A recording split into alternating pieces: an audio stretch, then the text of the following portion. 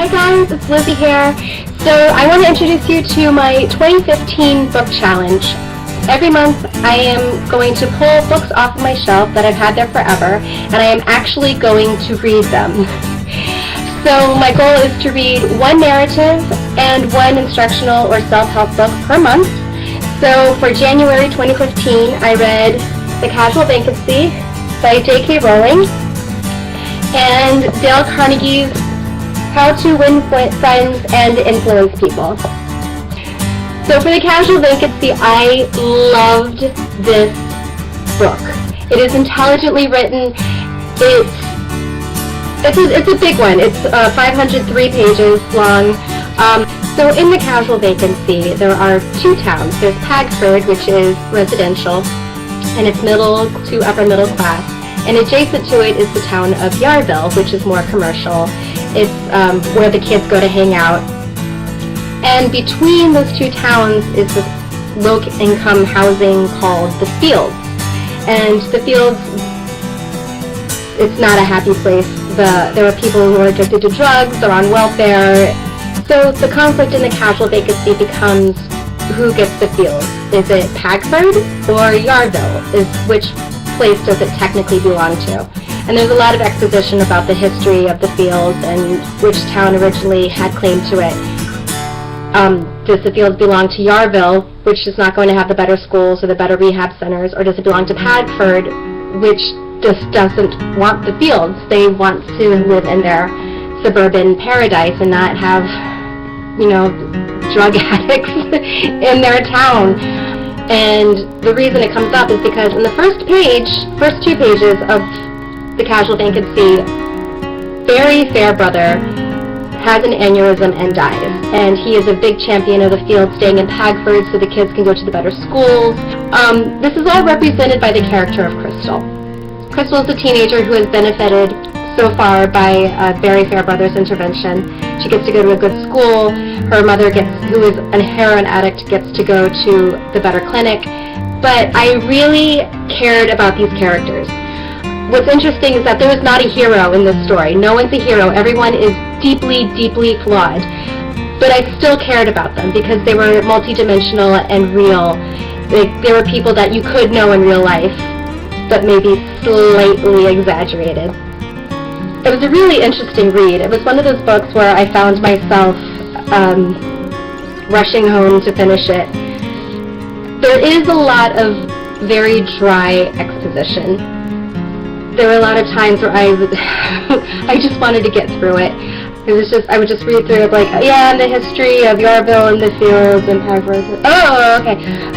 Yes, and the new store was opening and everybody was, okay. But what I figured out is that there was a pattern. We get a lot of very dry exposition, and then that would lead to something outrageous happening.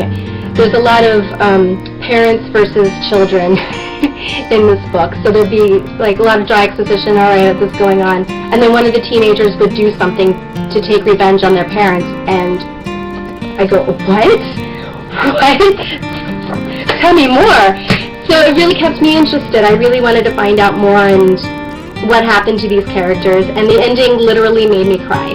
I don't mean it made me very sad. I mean I was sitting in bed with tears coming down my face, thinking, thank goodness I waited until I got home to finish this book and not read it in the break room at work. I highly enjoyed it. It is an intellectual read. You have to break open a dictionary every once in a while. But I say that's a good thing.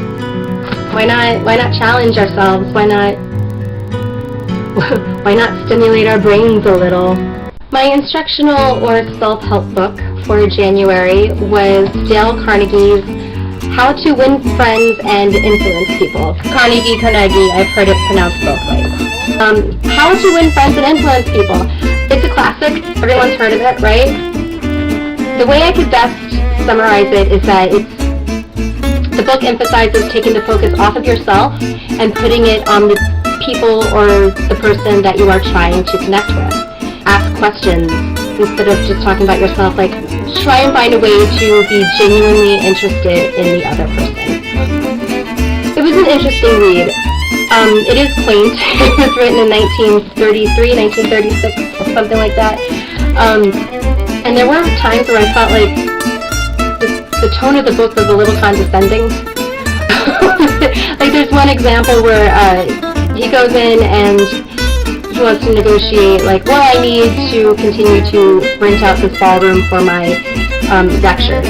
And the hotel was like, oh, well, we're going to rent it out to someone else. So he takes out a piece of paper and goes, well, let's look at all the reasons to be beneficial to you and all the reasons to not be beneficial to you.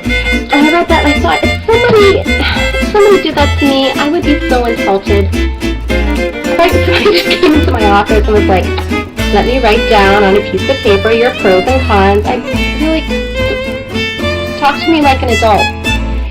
So there are little parts like that and that I read that I didn't particularly connect to. But overall, I think it's an interesting read. It's a good reminder to stop focusing on you, and start focusing on, well, what about you? What do you want? Because maybe I can help get it to you, and now we have a connection. So I recommend How to Win Friends and Influence People, even with the quaint writing. I even had the updated version edited in the 70s, and it was still very quaint, but it's worth checking out. So that is my January 15 book challenge completed. For my February book challenge, I have taken off of my shelves A Return to Love by Marianne Williamson and 50 Shades of Grey by E.L. James. I've decided on a romantic theme in honor of Valentine's Day, so we'll see how I enjoy these two books. So check back next month, and thanks for watching. Bye-bye. You can hear my dog in the back. One of my favorite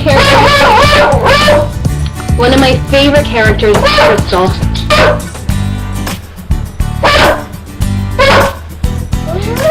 So,